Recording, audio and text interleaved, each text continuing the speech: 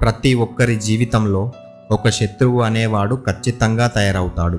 అది ఎప్పుడంటే నీ సత్యం ఒకరి అబద్ధాన్ని బహిర్గతం చేసినప్పుడు, నీ విజయం ఒకరి ఈర్ష్యను రెచ్చగొట్టినప్పుడు, నీ నిశ్శబ్దం ఒకరి అహంకారాన్ని గాయపరిచినప్పుడు నీకు శత్రువులు తయారవుతారు.